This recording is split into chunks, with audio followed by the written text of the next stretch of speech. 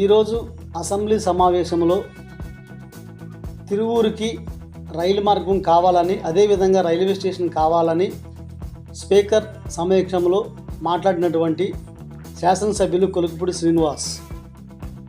కీలక పాత్ర పోషిస్తాయి అధ్యక్ష. మా తిరువూరు నియోజకవర్గం చుట్టుపక్కల ఉన్న ప్రతి నియోజకవర్గానికి, ప్రతి ప్రధాన పట్టణానికి రైలు మార్గం ఉంది. అదేవిధంగా ఇప్పుడు అమరావతిని కనెక్ట్ చేస్తూ కేంద్ర ప్రభుత్వం ఒక కొత్త రైలు మార్గాన్ని మా తిరువూరు సమీపం నుంచి ఆమోదించడం జరిగింది.